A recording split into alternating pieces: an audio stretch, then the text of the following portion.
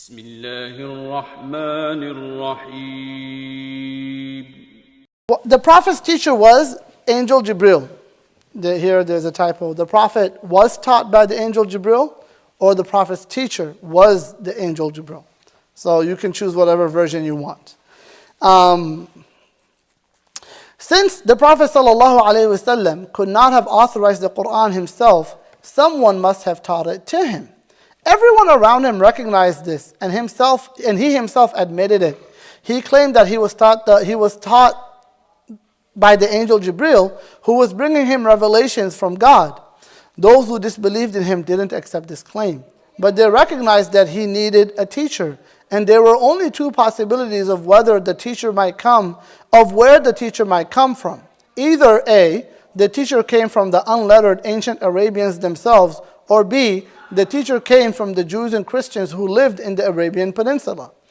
If we examine these two possibilities, we can clearly see that none of them could be true. Right? If you say it's not written, if it's not Jibreel who taught him, then you only are left with two options: the Arabs who were unlettered, or the Christians and Jews. So we'll look at both of these possibilities and see how they're not actual possibilities. Samba, do you mind letting those young guys know to quiet down? All right, continuing.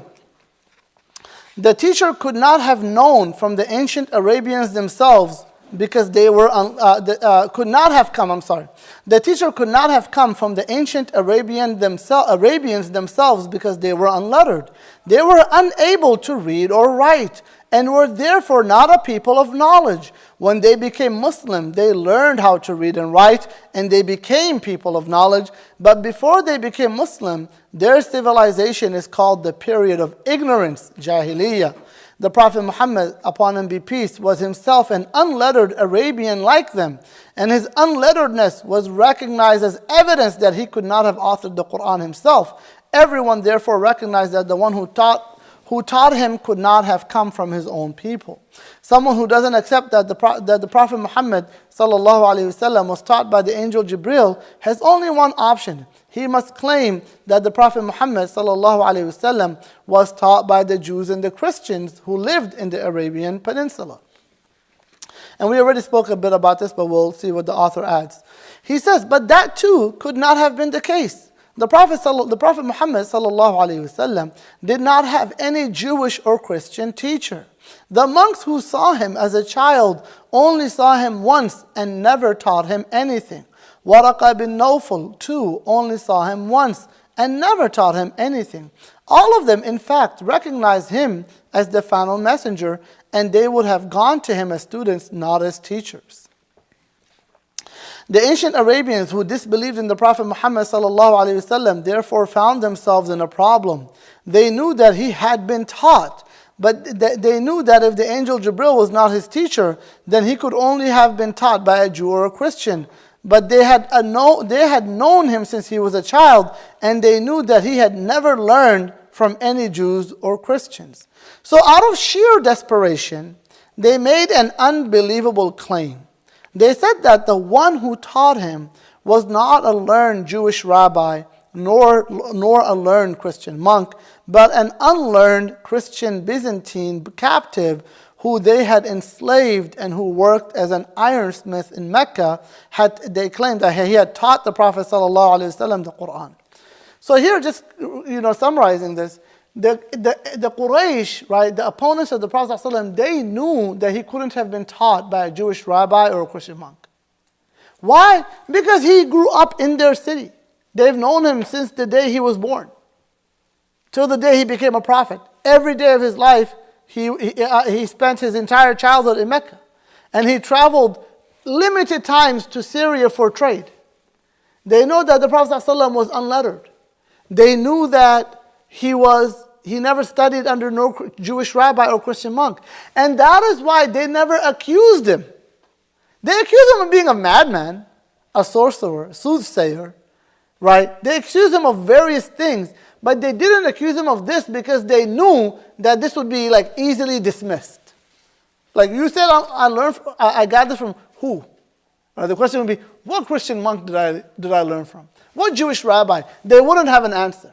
And so that is why they never made that claim, because they knew that was kind of out of the question. That's not even possible. We know him way too well. And that's another reason why the prophets were always members of the communities they were sent to.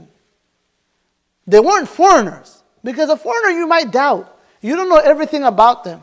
But when you know somebody in your community, as a child, you know their family, you've witnessed them grow up during their toddler years and during their early childhood years and as a teenager and as a young adult and as a married man. Like, you know this person, everything about them, right? It's a small town. Everybody knows everybody, right? And so there's a wisdom why the prophets that God sent were always from the same communities that they were sent to. It was very limited. There was Prophet Lut alayhi salam. He was one prophet who was sent to a different town, but he lived among them for a long time. And there's also I think that's one of the examples, and that's all I can recall right now.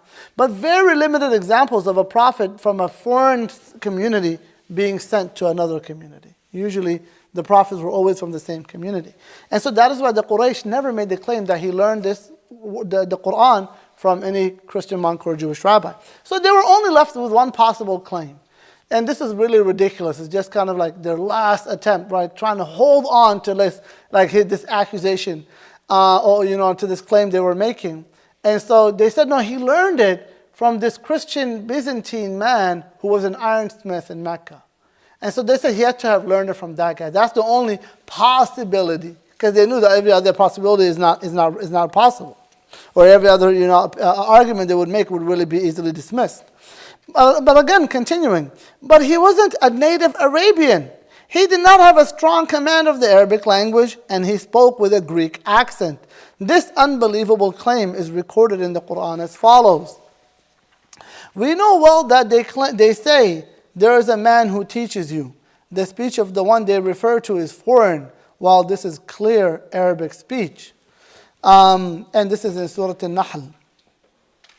وَلَقَدْ نَعْلَمُ أَنَّهُمْ يَقُولُونَ إِنَّمَا يُعَلِّمُهُ بَشَرٌ لِسَانُ الَّذِي يُلْحِدُونَ إِلَيْهِ أَعْجَمِيٌّ وَهَذَا لِسَانٌ عَرَبِيٌّ مُبِينٌ. And then, so he says, since there was no Jew or Christian who would have taught the Prophet Muhammad ﷺ the Quran, he could have only been taught it by the angel Jibreel ﷺ. Truly, it is the revelation of the Lord of all beings, brought down by the faithful Spirit upon your heart, upon thy heart, that thou mayest be one of the worshippers.